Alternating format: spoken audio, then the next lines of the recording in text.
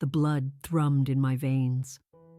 I was standing on the granite steps outside the Zenith Grand, the very hotel my own mother had just informed me was out of my league. Through the soaring glass panels, I could see the party already in full swing. The chandeliers, custom pieces I'd had fabricated in Venice, were casting a warm, golden glow over the private dining hall. I could make out the muffled sound of laughter, the easy, entitled kind, my father's laugh. I pushed my way inside. The sudden warmth and the gentle hum of conversation faltered the moment my sister Charlotte spotted me. She glided right over, her expression a perfect sculpture of polite horror. She placed a firm hand on my forearm, a physical barrier. "Alex, what on earth are you doing here?" she hissed, her eyes darting over my understated navy dress. "Mom told you, this is a 5-star establishment. This dinner is for successful people." She leaned in, her voice dropping to a low, venomous whisper. "Don't make a scene. Just go home." I glanced past her shoulder at the room filled with their friends, my employees, my team. She had absolutely no clue. They were all guests in my hotel. And tonight, every last one of them was about to learn who really owned the roof above their heads. Before we get into the details, do me a favor and hit that like button, subscribe to the channel, and drop a comment below letting me know where in the world you're watching from. For as long as I can recall, my family functioned less like a family and more like a carefully curated art gallery. My sister Charlotte was the main exhibit. She was the prized sculpture, positioned dead center in the grand hall, bathed in the warmest, most flattering light. I, on the other hand, was the forgotten preliminary sketch, tucked away in a dimly lit corridor, the kind of thing people absent-mindedly walk past on their way to see something more important. It wasn't a matter of overt cruelty, not in the early days. It was a quieter, more corrosive form of neglect. It was the simple, unending experience of being looked through. I can still feel my 12th birthday. I had asked for a proper chemistry set. I'd spent months devouring library books on molecular structures and chemical reactions, dreaming of turning my bedroom into a miniature lab. My parents had offered a vague, distracted smile and a classic, "We'll see, dear." On the day itself, I unwrapped a sensible wool coat, a practical garment in a dull shade of gray. Later that same evening, my father came home carrying a massive, impeccably wrapped box for Charlotte. It wasn't her birthday. Inside was a custom-made cello. He had just signed her up for private lessons with a renowned musician because a colleague of his had mentioned his own daughter was excelling in music. "My Charlotte deserves only the very best," he announced to my mother, who was beaming with vicarious pride. I watched them from the doorway, the coarse wool of the coat itching my skin, and in that moment, I understood. I was a practical necessity, like a sensible coat. Charlotte was a treasure to be polished and displayed. That dynamic only solidified as we got older. Charlotte collected academic and social accolades the way some people collect vintage wine. She attended an Ivy League university, followed by an even more prestigious law school. Every family gathering became a performance, a recital of her latest achievements. "Charlotte made the dean's list again," my mother would declare to our relatives, her voice practically vibrating with pride. "She was top of her class in her trial advocacy competition," my father would interject, puffing out his chest. They viewed her life as a direct reflection of their own success, a glowing report card on their parenting. Her fiancé, Julian, was the perfect finishing touch for the exhibit. He hailed from old money, had a corner office in investment banking, and carried himself with the effortless arrogance of someone who had never been told no. My parents were utterly smitten with him. His choice of Charlotte was, in their eyes, the ultimate validation of her worth. And then there was me. I was the cautionary tale, the letdown. I was the subject that was hastily changed when their friends would ask, "And what is little Alex up to these days?" The official family narrative of my downfall started and finished with Pierce Sons Accounting. It was my father's firm, established by his father before him. It was meant to be my inheritance, my purpose. From the time I was a little girl, the path was set. Charlotte would marry into influence, and I would take over the family business. And I was good at it. I had a mind for numbers, a knack for seeing the patterns in the chaos that others missed. I spent 2 years there after graduating, parked in a drab beige cubicle, staring at spreadsheets that felt like the bars of a prison cell. The work itself wasn't hard, but the atmosphere was suffocating. Every day, my father would stroll past my desk and offer some unhelpful piece of advice like, "You should really try to be more like your sister. Mingle. Charm the clients a little." It didn't matter that my financial audits were perfect. What mattered to him was that I wasn't the life of the party at the corporate holiday mixer. The day I finally quit was the day I became truly invisible. I sat my parents down in their immaculate, sterile living room. "I'm leaving the firm," I said, my voice trembling just a little. "I need to do something else." My father stared at me, his face flushing a deep mottled red. "Do something else? What's something else? This is your life. This firm is your birthright. You're just throwing it all away." "I'm not happy," I said simply. "I feel like I'm vanishing." My mother's reaction was worse. It wasn't anger, it was pure horror, as if I'd just confessed to a terrible crime. "But what will we tell people, Alexandra? That our daughter threw away her legacy to do what?" I didn't have a master plan back then. I just had the bone-deep certainty that I couldn't spend one more day there. "I want to work in hospitality," I mumbled. "Maybe start at a hotel, learn the industry from the bottom up." My father let out a short, bark-like laugh, a sound dripping with contempt. "Hospitality? You mean carrying luggage for people like us? Don't be an idiot." Charlotte naturally was the one to twist the knife. She'd found out I'd taken a job as a barista at a small waterfront cafe. She announced it at a family dinner with a tone of dramatic pity. "Oh, Alex," she'd said, using the diminutive I despised. "I just hope you're doing all right. It must be so draining taking orders from strangers all day." And that became my identity. Alex, the failed accountant, the barista. They held on to that story because it fit their worldview. It explained my quiet demeanor, my refusal to play their social games. I was a failure, so of course I was reserved. Of course I was different. I let them believe it. Their rock-bottom expectations turned out to be a strange kind of gift. While they were busy toasting Charlotte's prestigious summer internship at a top-tier law firm, I was pulling double shifts at that cafe, socking away every single dollar. But I wasn't just frothing milk. I was observing. I was learning. I saw how a disorganized manager could sour a customer's entire day.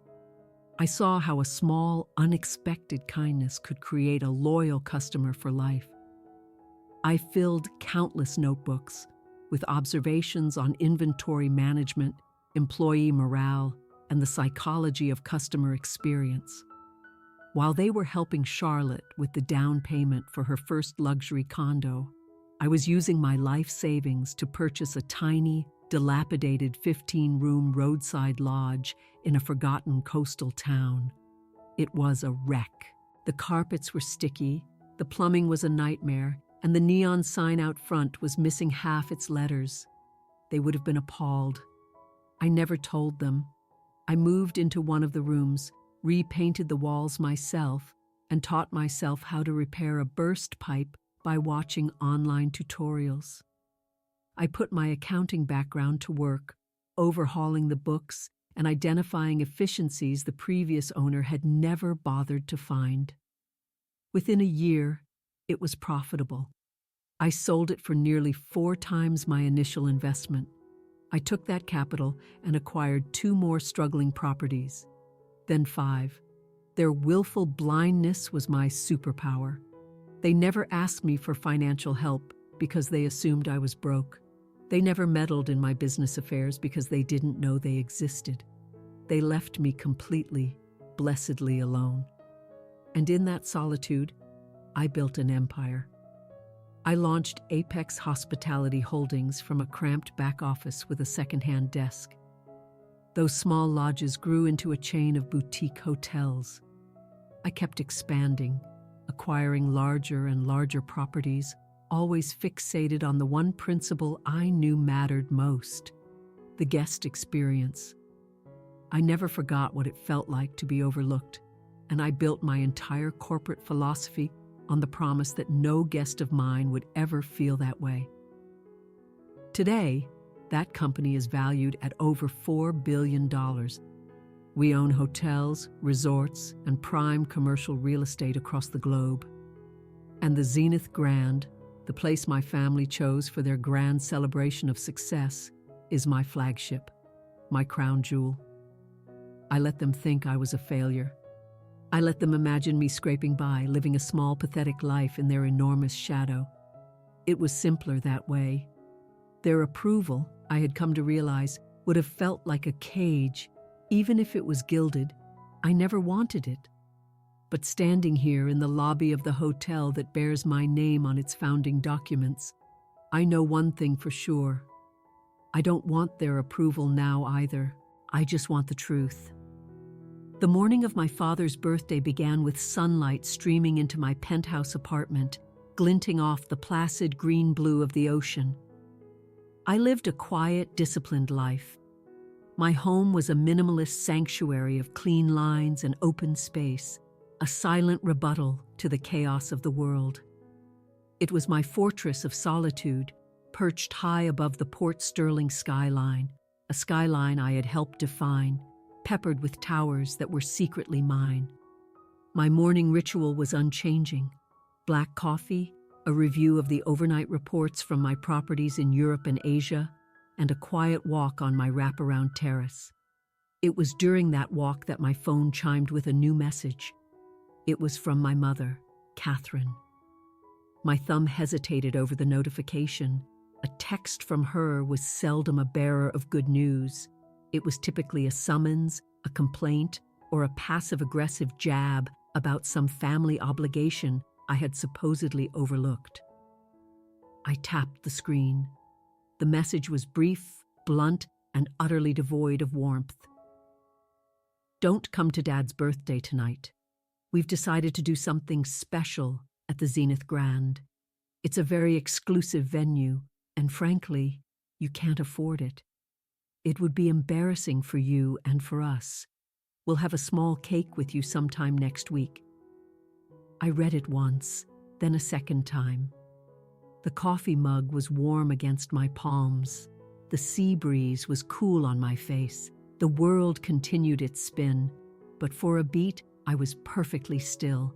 It wasn't the exclusion that stung, not really. I was well acquainted with being left out. It was the casual, brutal assumption that underpinned it all. You can't afford it.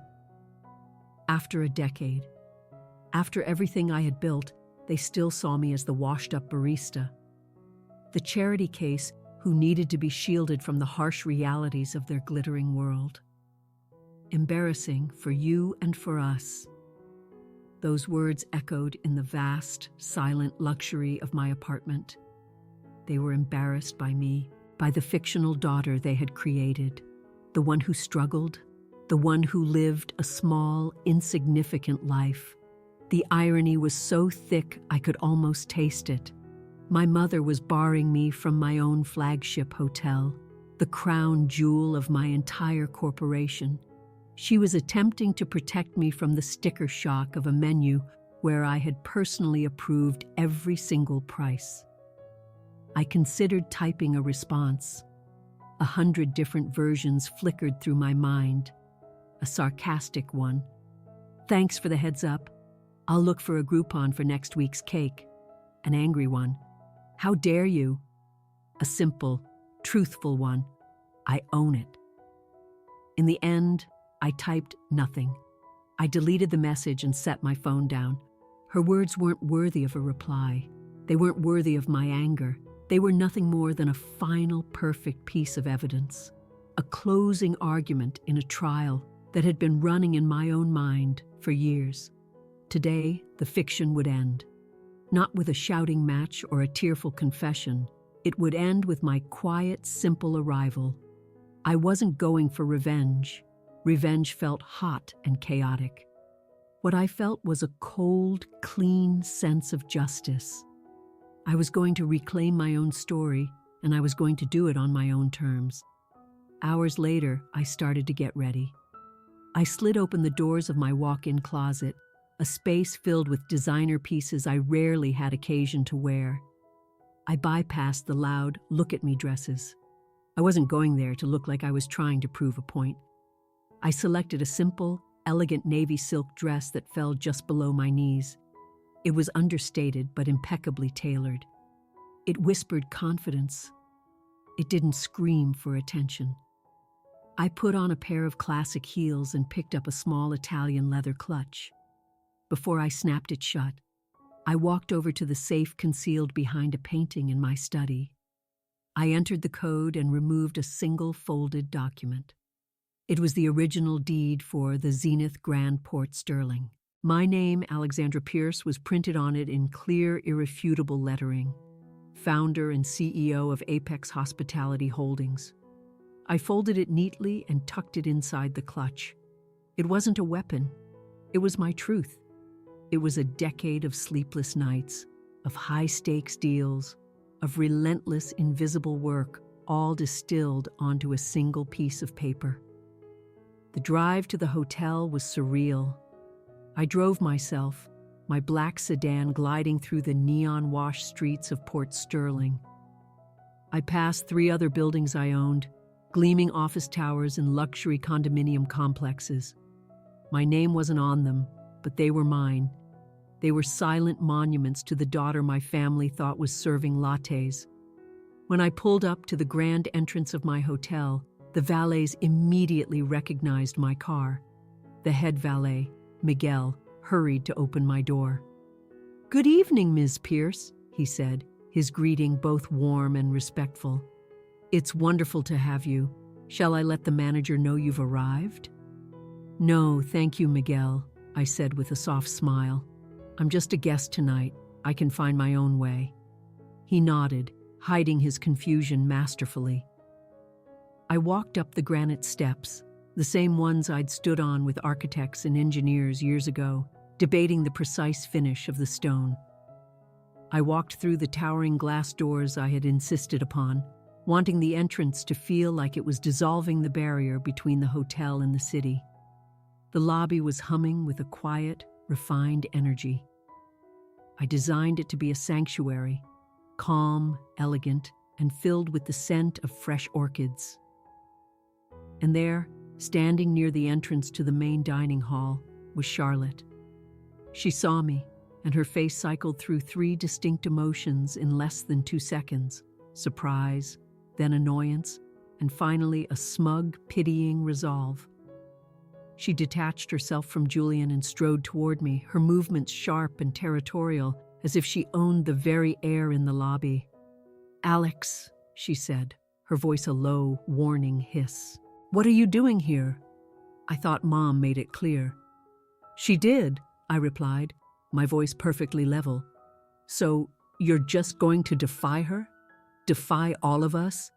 This is Dad's birthday. It's supposed to be a happy, elegant evening." She looked me up and down, her gaze dismissing my silk dress as a cheap knockoff. "You can't come in. This is for family only. Family only." The words hung in the air between us.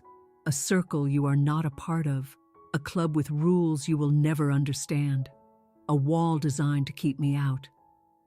I felt the smooth leather of my clutch beneath my fingers, the crisp edges of the paper inside. A faint smile touched my lips.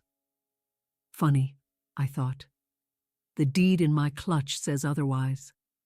Just as Charlotte was delivering her final judgment, another figure glided to her side. It was my mother, Catherine, a vision in designer silk and heirloom pearls. Her hair was perfectly coiffed, her makeup a flawless mask. She moved with the practiced ease of a woman who had spent her entire life in rooms like this and believed to her core that she belonged in them. She put a hand on Charlotte's arm, a gesture of solidarity. Her smile was a thin, tight slash of red. It didn't reach her eyes. "Alexandra, darling," she said, her voice deceptively sweet, the way it always was just before she delivered a blow. "We already discussed this.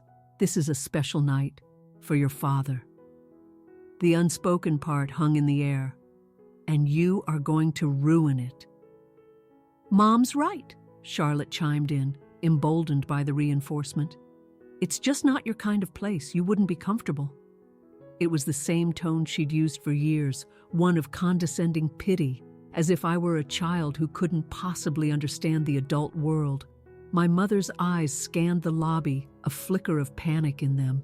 She was terrified one of her society friends would see her here, arguing with her barista daughter at the entrance to a five-star hotel. She lowered her voice, leaning in. "We agreed, Alex. This evening is for celebrating success. It's for family." She squeezed Charlotte's arm proudly. "Charlotte just made partner at her firm, you know. We are all so incredibly proud."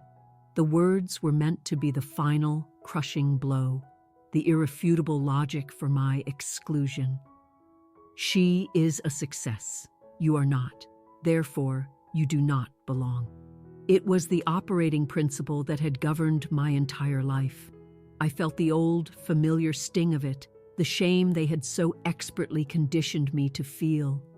For years, a comment like that would have made me shrink. I would have mumbled an apology, turned and fled, the hot burn of tears in my eyes. But tonight was different. The shame was there, but it was a faint echo, a ghost in a house I no longer inhabited. I didn't shrink. I stood a little taller. I looked at my mother, at the pearls around her neck that likely cost more than the annual salary she imagined I earned. I gave her a small, soft smile. "That's wonderful news," I said, my voice quiet but clear. Her firm just signed a lease for 2 floors in one of my buildings downtown.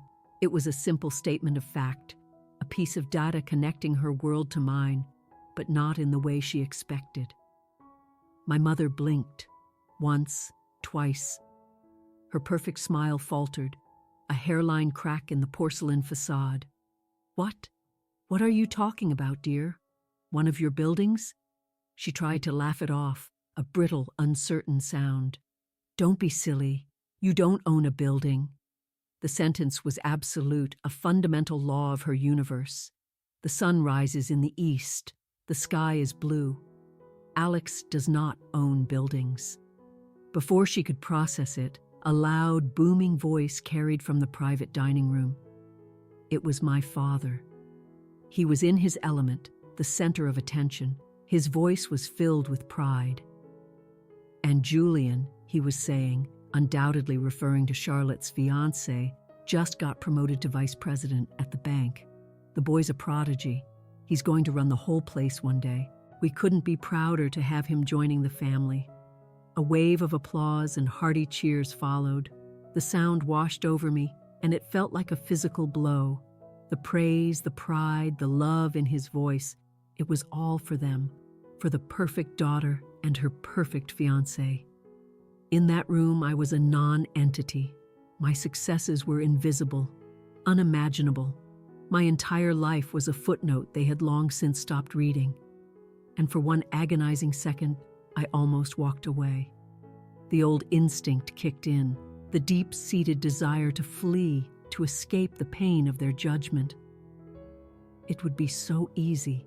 Just turn around, walk out the glass doors, and go back to my quiet, orderly life where I was the one in control, where I didn't have to fight for a shred of their validation.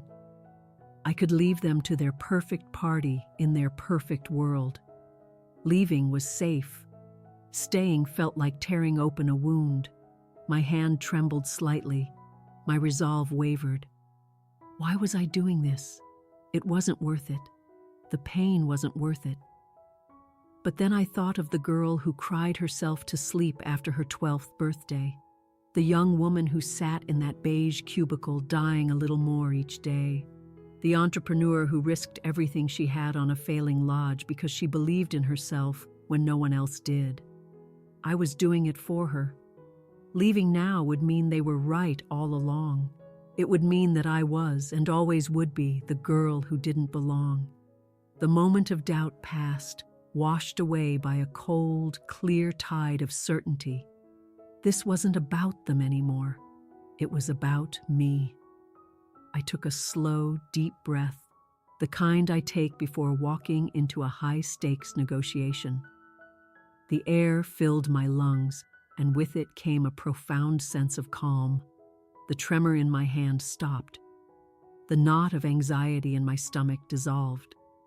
I felt the solid ground beneath my feet, the granite floor I had chosen in the building I had built.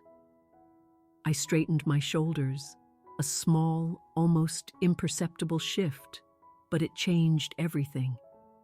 It was the physical act of refusing to be small anymore. I looked my mother and sister in the eye, my gaze steady and unflinching. The polite, apologetic mask I usually wore in their presence was gone. In its place was simple, unadorned truth. Actually, I said, my voice perfectly level, carrying a quiet authority that made them both pause, I think I'll stay. Charlotte recovered first. Her disbelief morphed back into her default setting, scorn. She let out a short, ugly laugh.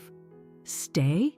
She scoffed, looking around the opulent lobby with a sweep of her hand. As what? A barista? Are you hoping to pick up a shift? The insult was her last arrow, drawn from a quiver that was now empty. It was the cruelest thing she could think of, the final nail in the coffin of my failure. 10 years ago, that word would have shattered me. 5 years ago, it would have stung. But tonight, it was meaningless. It was a word from a story that was no longer mine. I felt a strange sense of pity for her. It was the only weapon she had, and she had no idea it couldn't hurt me anymore. I was about to answer her. I was about to say something that would change the course of our lives forever. But before a single word could leave my lips, the grand glass doors to the dining hall swung open. They didn't creak. They swung open with a smooth, silent force, commanded by an unseen hand. A man stepped out. He was tall and broad-shouldered, wearing an impeccably tailored black suit with a small, discreet earpiece. His name was Miller, and he was my head of security. He had been a Secret Service agent before I hired him away. He exuded an aura of calm, absolute control. His eyes, trained to assess threats in a fraction of a second, scanned the scene. He didn't even glance at my mother or sister. His entire focus was on me. He took 2 steps forward and stopped a respectful distance away. His voice was low and professional. "Everything all right, Miss Pierce?" The name dropped into the tense silence like a stone into a still pond. Ms. Pierce. Not Alex, not Allie. It was formal. It was respectful. It was the name of a woman in charge. My mother's head snapped toward him. Charlotte froze, the smirk still lingering on her face like a bad painting. Miller continued, his voice perfectly even. "Your table is ready. I've informed the staff you've arrived." He tilted his head slightly. "And Chef Dubois is waiting for your approval on the evening's menu." Each word was a hammer blow, systematically dismantling the reality my family had constructed around me. Your table. Not a table I was begging to sit at, but my table. The owner's table. Chef Dubois, the world-renowned, notoriously temperamental chef I had spent 6 months poaching from a 3 Michelin-star restaurant in Paris, waiting for your approval. The final, devastating phrase: I wasn't a guest, I wasn't an intruder, I was the ultimate authority. The person the most important man in the building was waiting for. Silence. A deep, profound, absolute silence fell over our small group. The background chatter of the lobby seemed to fade into nothing. My mother's perfectly made-up face drained of all color. She looked as if she'd seen a ghost. Her hand, sparkling with diamonds, flew to her pearls, clutching them like a lifeline. She stumbled back a step, grabbing onto Charlotte's arm for balance. Charlotte's reaction was even more stark. Her jaw, which had been set in a smug line, fell open. Her mouth literally hung agape, the scornful words she was about to say dying on her tongue. Her eyes, wide with shock, darted from Miller to me and back again. Nothing was computing. The sister she knew as a failure and the Miss Pierce being addressed with such deference were two separate, irreconcilable beings. Her entire world had just short-circuited. And in that moment, as I watched their carefully constructed universe crumble, I felt a strange and powerful sensation. Every ounce of shame they had ever tried to bury me under, every dismissive glance, every condescending word, every single moment I was made to feel worthless, it all seemed to rise up off my shoulders. It didn't turn into anger or glee. It didn't make me want to laugh in their faces. It simply dissolved, evaporating into the expensive, conditioned air of the lobby. In its place was a feeling of quiet, profound satisfaction.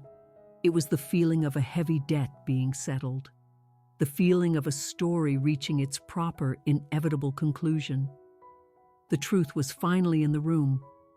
I hadn't needed to scream it. I had just needed to show up. Miller, my head of security, was a man trained to read situations in seconds. He saw the raw, gaping disbelief on my mother's face and the frozen shock on my sister's. He was a man who valued order, and this situation was clearly disordered. Without being prompted, he took it upon himself to clarify, not out of malice, but out of a professional duty to his employer. He turned his body slightly, a subtle shift that now included my mother and Charlotte in his address. His voice remained level, devoid of any emotion, which somehow made the words land with the force of a physical blow. Ms. Pierce is the founder and CEO of Apex Hospitality Holdings, he stated, as if reading from a company report. She owns all 38 Zenith Grand hotels worldwide. The air in the lobby didn't just get quiet, it felt like all the oxygen had been sucked out of it. The statement was so enormous, so wildly incongruous with the woman they knew, that it broke their brains. It was like Miller had just declared that I could fly. My mother, Catherine, who had been clutching Charlotte's arm, transferred her grip to the brass railing of a nearby staircase. Her knuckles were white. "That's impossible," she whispered, the words a faint, rattling breath.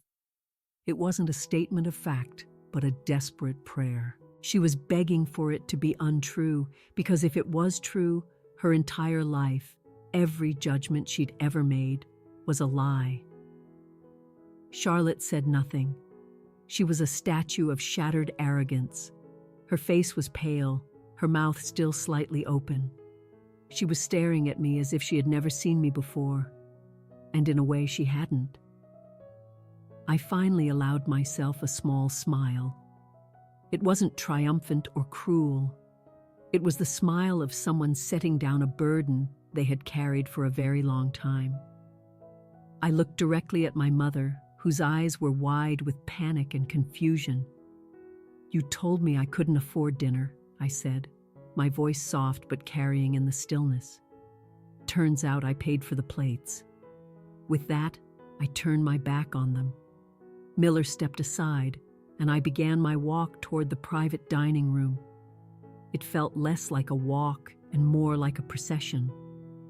The maitre d', A polished man named Antoine, whom I'd hired from Paris, had seen the commotion and was now approaching me, his face a mask of professional concern.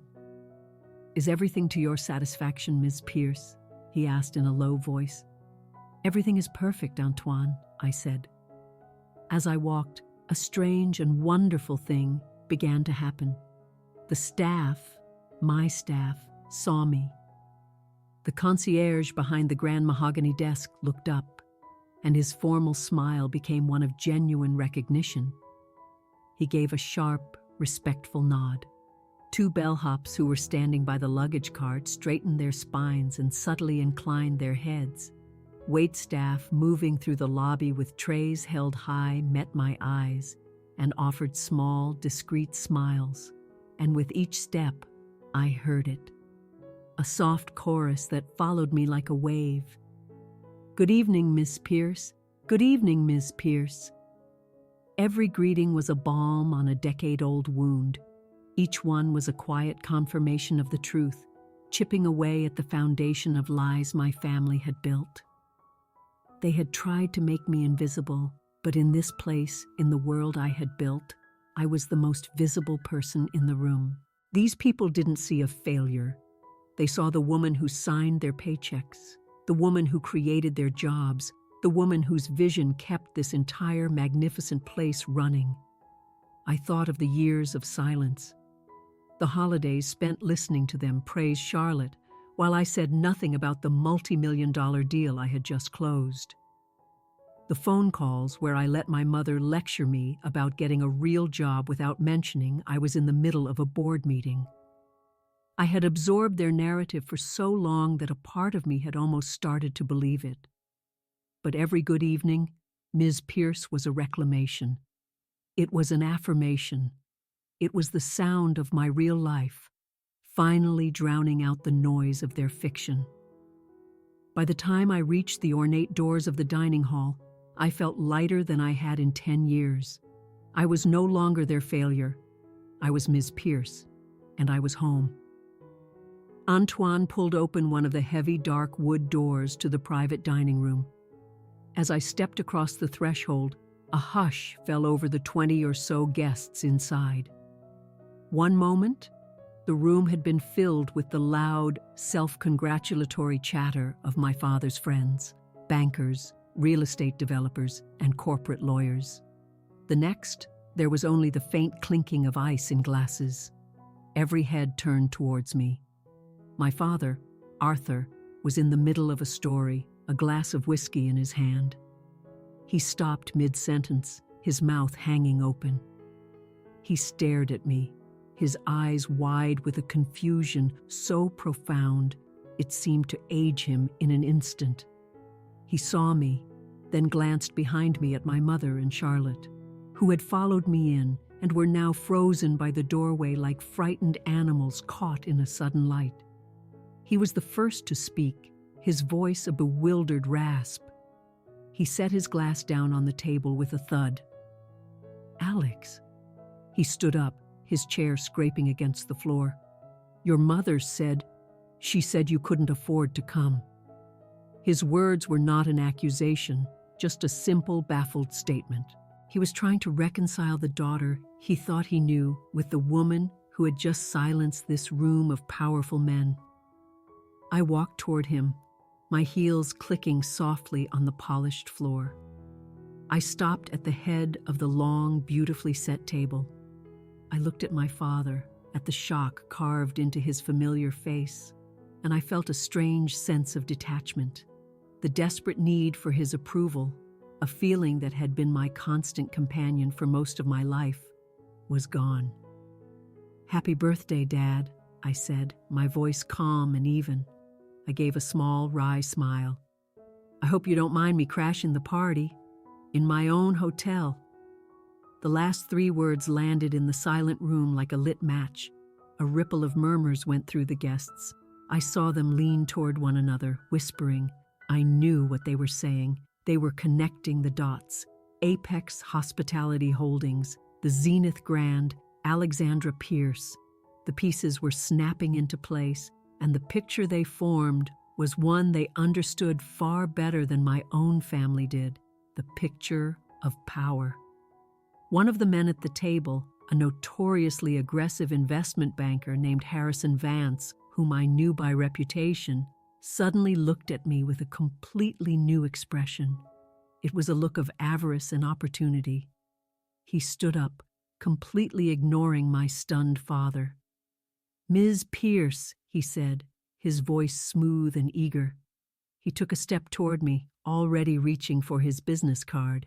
"Harrison Vance, we've been trying to get a meeting with your office for months. We have a proposal regarding your Asia-Pacific expansion that you're going to want to hear." The move was stunning in its social ruthlessness. In an instant, he had dismissed my father, the guest of honor, and recentered the entire evening around me. He had identified the new source of power in the room and was making his play. My father, who had been the king of this table seconds before, was now just a confused old man standing between a banker and a billion-dollar deal. I glanced over at my sister. Charlotte looked like she was going to be sick. This was her world, her crowd. These were the people she and Julian were desperate to impress, and she was now being forced to watch as her failure of a sister was courted by one of the most powerful men in the city, while her own father was rendered irrelevant.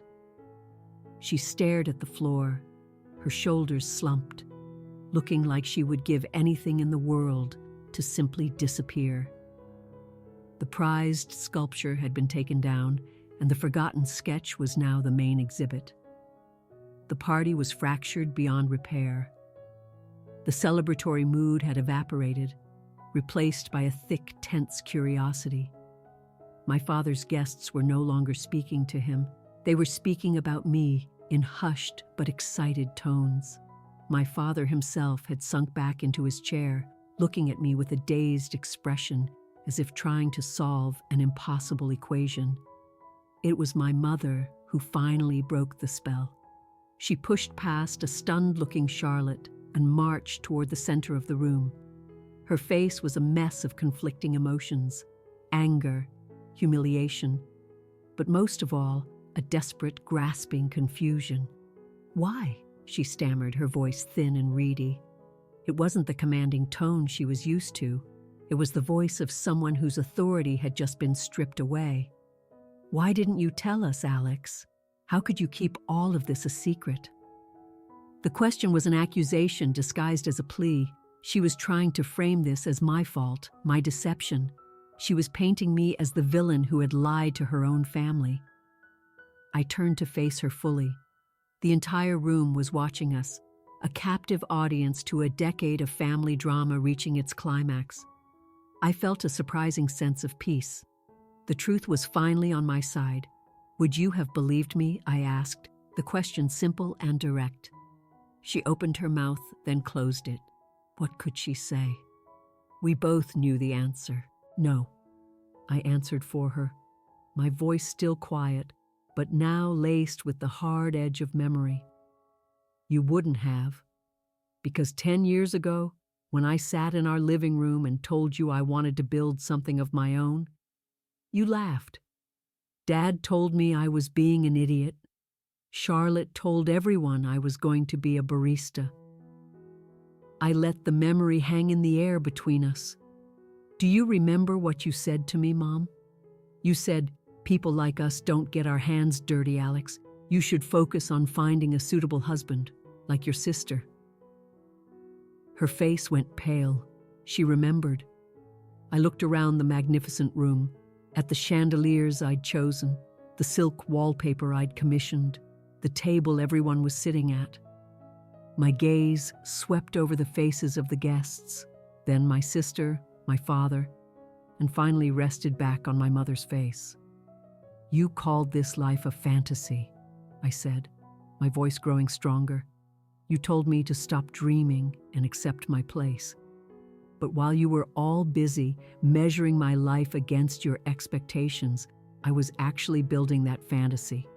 I was laying the foundation while you were laughing at the blueprints." I took a step closer to her, my voice dropping slightly, making the statement more intimate, more pointed. The difference between us was never about success or failure. It was about what we value. You measure a person's worth by approval, by their job title, by the praise of others, by who they marry. You need the world to tell you that you're important. I paused, letting the truth of that statement settle over her. I was denied that approval, I continued. So I had to learn to measure my worth by a different standard. I measure it by creation, by what I can build from nothing. You wanted me to have a seat at a table like this. I gestured around the room. I learned that it's far more satisfying to build the table yourself. My mother had no reply. There was nothing she could say. I hadn't raised my voice. I hadn't sworn. I had simply held up a mirror, and she could not stand the reflection. In that moment, she finally saw me, not as the daughter she had dismissed, but as the architect of a world she couldn't even comprehend. The silence in the room was absolute. My mother stood defeated, her condescension replaced by a raw, naked panic. My father looked down at his hands, unable to meet my gaze. The air was thick with unspoken shame. I walked calmly to my father's side. The small Italian leather clutch felt cool and smooth in my hand. I opened it and pulled out the second envelope I had placed inside that afternoon. It was made of thick, creamy cardstock. I didn't want to come here tonight empty-handed, I said, my voice softening slightly. I placed the envelope on the table in front of him. This is for you, for your birthday. He stared at the envelope as if it might be a trick. Hesitantly, he picked it up. His fingers, usually so steady and commanding, fumbled with the seal. He pulled out a single folded document. As he unfolded it, a glossy photograph slipped out and landed on the white tablecloth. It was a picture of a stunning, sun-drenched vineyard estate, surrounded by oak trees and rolling green hills. The sky in the picture was a deep, impossible blue. He read the document, his eyes scanning the page once, then twice. He looked up at me, his face a canvas of pure disbelief. I don't understand, he stammered. This is a deed for an estate in Napa Valley. Yes, I said clearly so everyone in the room could hear. It's fully staffed, it's yours. Consider it a birthday gift. I paused, letting my eyes meet his. I let him see the decade of pain, the years of dismissal, all the quiet suffering that had led to this moment. Then I delivered the final devastating blow, using the very words they had branded me with.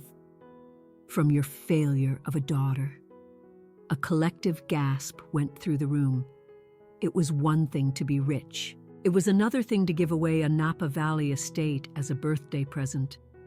It was an act of power so immense, so far beyond their scale, that it stunned them into silence.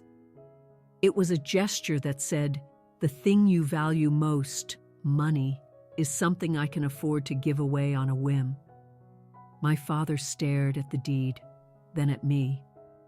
There was no gratitude in his eyes, only a profound and terrible shame. He had misjudged me so completely, so fundamentally, that it had broken something inside him. My mother made a small, wounded sound. I saw her hand tremble as she reached for a glass of water. This wasn't a gift to her. It was a verdict. It was a golden cage.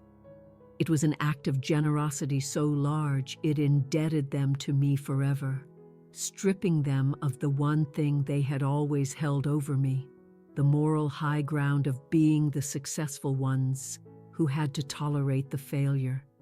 Now they were the recipients of a charity they could never repay. Across the table, I saw a subtle movement.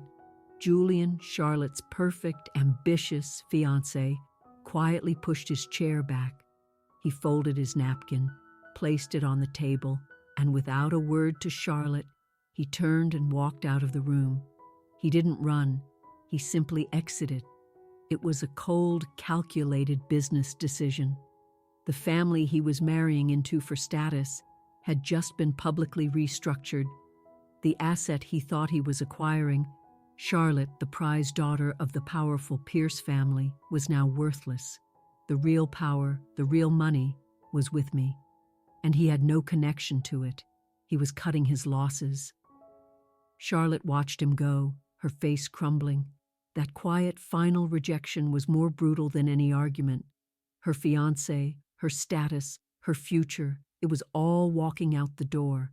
And then Harrison Vance, the banker, stood up again. He raised his whiskey glass. A toast, he announced, his voice booming in the quiet room. He wasn't looking at my father. He was looking directly at me. To Alexandra Pierce, he said, the woman who builds the tables. One by one, the other guests stood and raised their glasses. To Alexandra Pierce, they echoed. They were toasting me, not the invisible daughter, but the woman who had built everything they admired. Later that night, long after the guests had made their hasty, awkward exits, and my mother and sister had disappeared in a cloud of silent humiliation, I found myself alone on the private terrace connected to the dining room. The party was over. The battle was won. But I didn't feel triumphant. I just felt quiet. The warm city air wrapped around me, carrying the distant sounds of Port Sterling. I leaned against the railing, looking out at the endless grid of lights that glittered below. Each light was a story, a life, a dream. For 10 years, my own dream had been a secret, a hidden thing I nurtured in the dark. Now it was out in the open, as bright and undeniable as the skyline in front of me. I heard a soft footstep behind me and turned. It was my father. In the harsh lights of the dining room, he had looked shocked and ashamed. Out here in the soft darkness, he just looked old and tired. He walked over and stood beside me, not speaking for a long time. We just stared out at the city together. "That building," he finally said, his voice raspy, pointing to a sleek 60-story glass tower to our left. "The one with the angled roof. That's an Apex hospitality property, isn't it?" "It is," I said, "the corporate headquarters." He nodded slowly, absorbing it. "I had lunch with a man last week who has an office on the top floor," he said, a note of wonder in his voice. He bragged about the view for 20 minutes. We fell back into silence. The admission hung in the air between us. He had been adjacent to my world all this time and had never known it. Finally, he turned to me, his face etched with a deep, weary regret. "I was wrong about you, Alexandra," he said quietly. The words were simple, unadorned.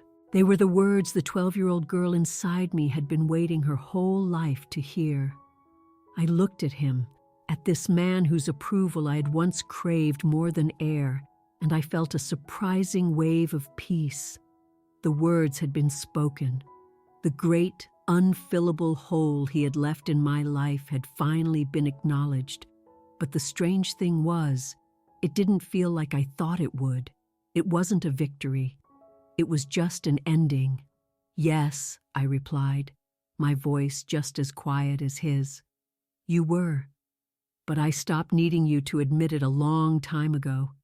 He nodded again, accepting my words. He understood. The apology wasn't for me. It was for him. I had already moved on. I had already healed myself. I had been forced to become my own source of validation, and in doing so, I had taken away all his power. As I looked out over the city, I could see the discreet, glowing A logo on top of my headquarters, and another one on a hotel further down the waterfront. My name was written on the skyline, not in flashy neon, but in quiet, elegant light.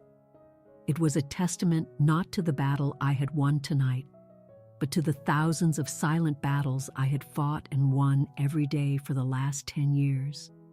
I finally understood something with absolute clarity. My entire life, I had felt like I was on the outside of my own family, fighting for a seat at their small, crowded table. I thought the goal was to get them to finally let me in.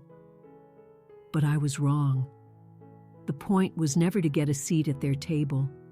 Their rejection, their dismissal, their laughter, it had all forced me down a different path. It forced me to go out into the wilderness alone.